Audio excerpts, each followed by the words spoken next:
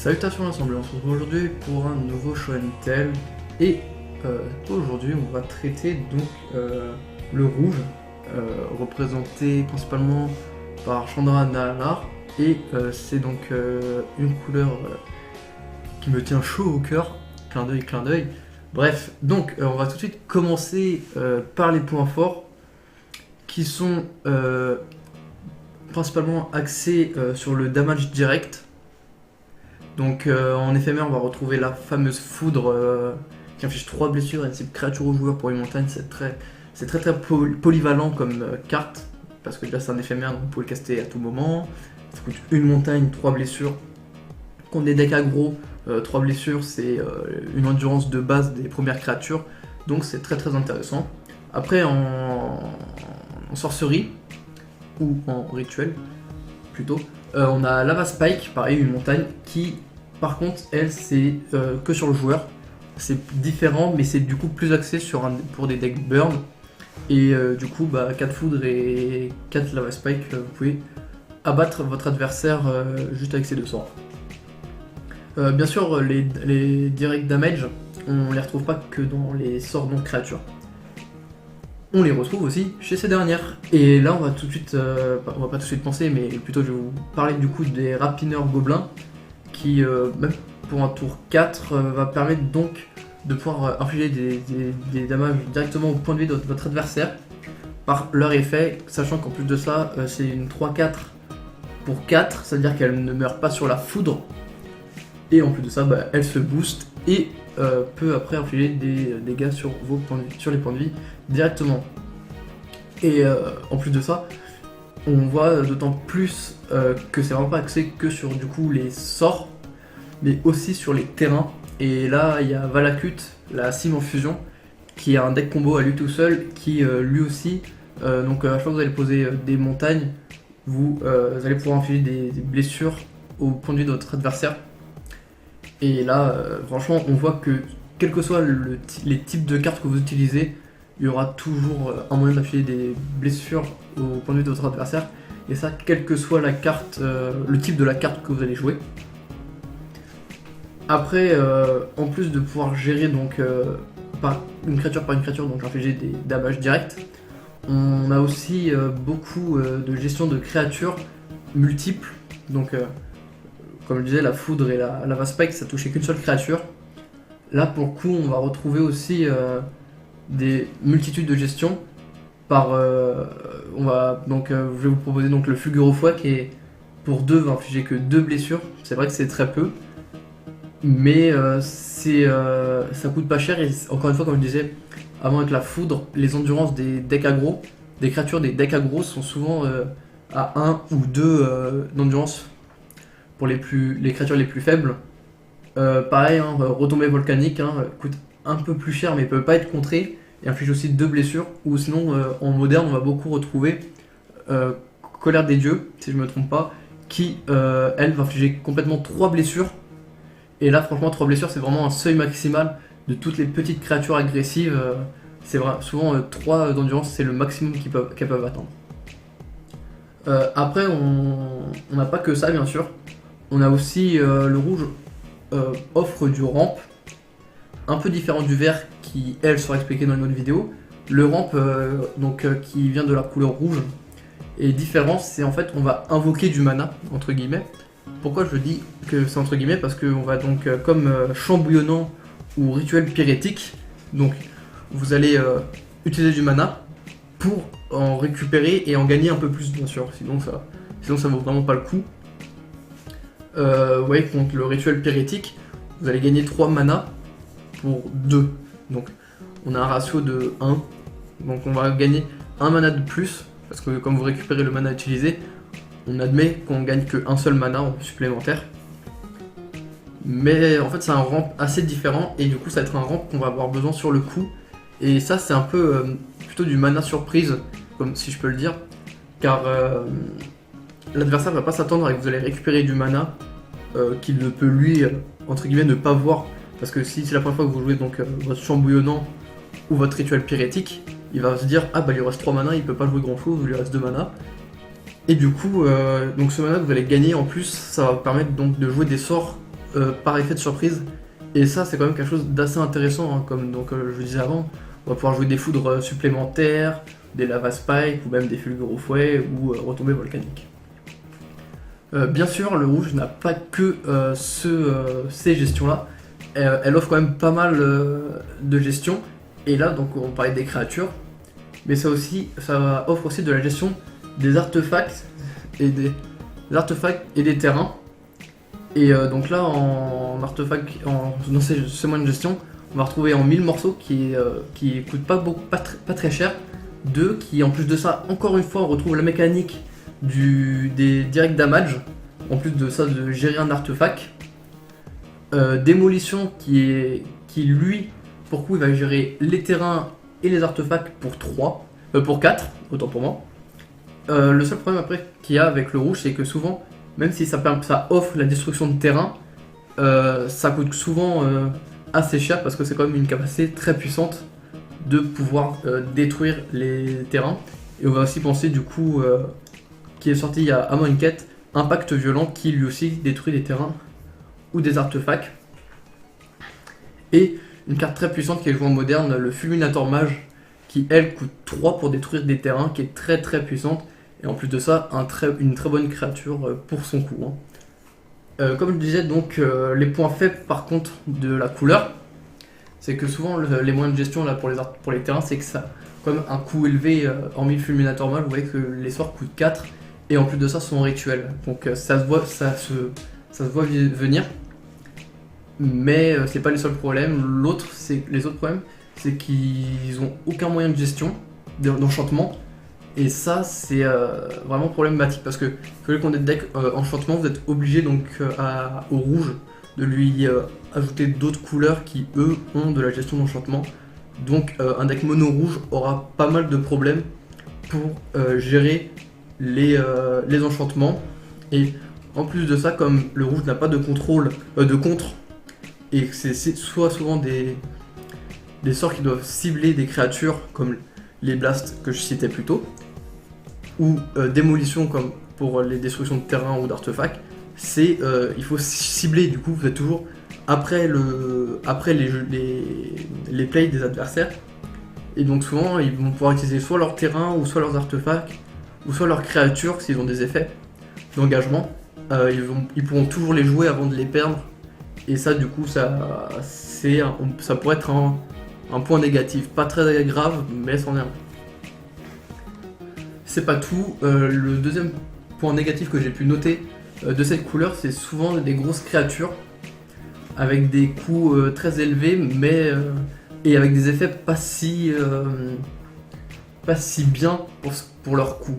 Parce qu'en fait, ce qu'il faut savoir, c'est après ça dépend du type de deck que vous recherchez, mais souvent on va essayer de chercher, même si c'est des créatures avec des gros coûts, avec des coûts élevés en coût de mana, c'est quand même qu'elles ont un effet intéressant ou des stats intéressantes, voire les deux à la fois.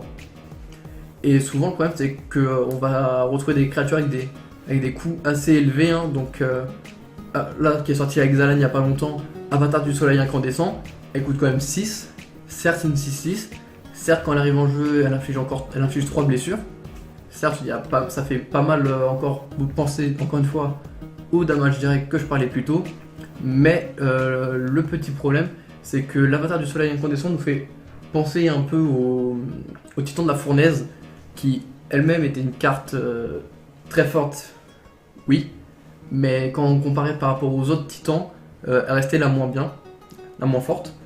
Et ça c'est quand même assez dommage. L'Avatar du Soleil Incandescent, certes c'est une belle 6-6 pour 6, mais son effet n'est que d'arriver en jeu une fois qu'elle est sur le terrain, elle ne sert plus qu'à mettre des gros gifles.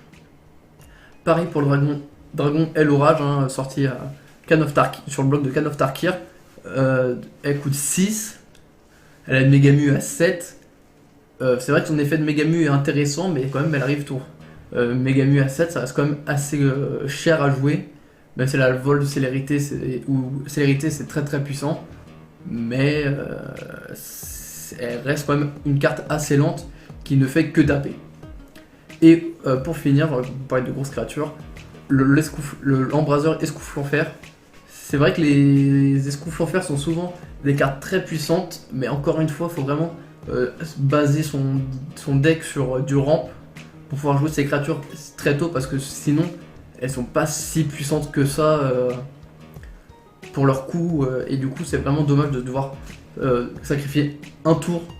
Quand je dis sacrifier un tour, vous allez devoir engager tous vos manas pour pouvoir jouer une créature qui, elle, cette créature va souvent se faire détruire au tour d'après ou même sur le tour d'invocation. Et là ça va être vraiment dommage pour vous, car vous aurez engagé tous vos terrains pour jouer une créature qui va se prendre un Fatal Push, hein, le fameux, qui vraiment là du coup vous aurez joué 6 ou 7 pour jouer votre créature, et lui Fatal Push ça lui aurait coûté un marais. Maintenant qu'on a vu les différents points forts et points faibles de rouge, qu'est-ce qu'on peut bien en faire?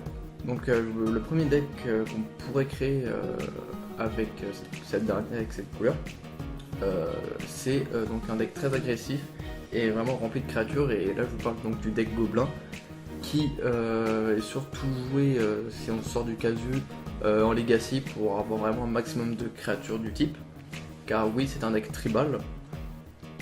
Et donc en fait c'est un deck qui repose sur beaucoup de créatures et qui coûte pas forcément cher, et dans ce type de créature on va retrouver donc le Gobelin Laquais, qui est une petite 1-1 pour 1, mais qui est un effet très très intéressant, qui en fait vous allez le mettre souvent 4 fois dans le deck, qui sera donc l'une des cartes les plus agressives du deck. Après pour tout ça on va aussi avoir la Goblin Matrone, qui elle aussi va vous permettre donc de pouvoir poser votre main très rapidement, même si elle coûte 3 et que c'est qu'une 1-1, elle va quand même vous permettre de pouvoir poser votre main, et ça, même pas poser votre main mais vous posez votre jeu surtout, et du coup c'est vraiment intéressant. Comme ça c'est en fait le but du deck, c'est vraiment d'avoir une board présence très importante, et ça sera encore plus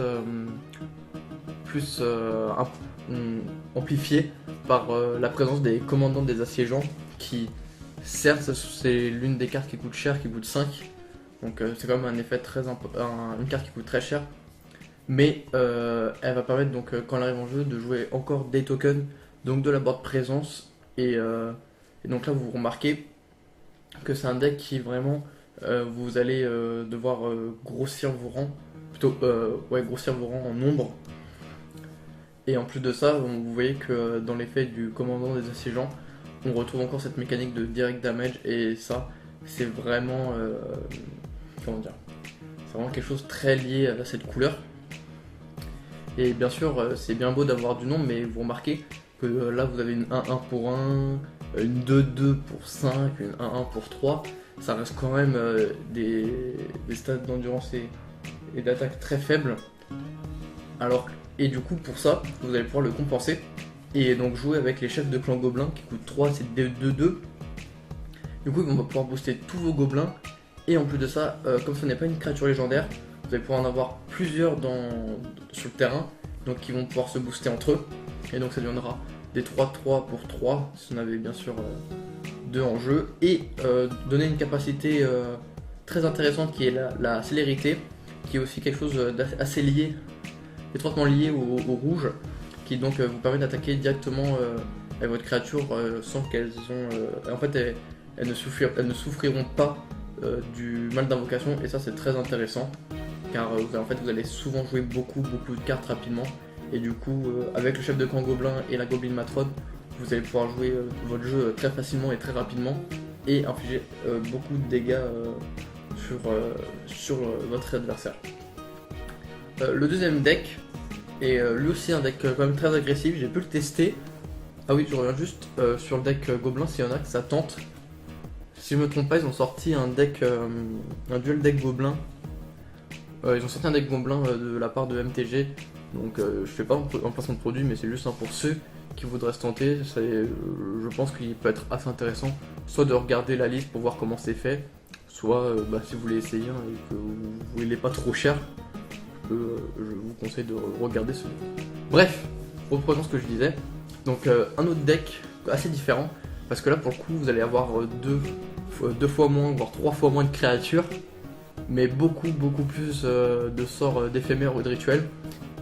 Et du coup là c'est un deck burn. Et en fait quel est le principe du deck burn? ça revient en fait au premier point fort que je vous exposais en début de vidéo. C'est vraiment d'infliger des points de vie sur des points de vie directement à votre adversaire, plutôt des blessures sur les points de vie de votre adversaire. Donc on va retrouver les sorts que je vous présentais au début, et aussi éclair de faille qui est très très puissant. Vous allez me dire, oh mais ça coûte 3 pour 3 blessures, c'est pas ouf, contrairement à la foudre ou que je vous présentais précédemment.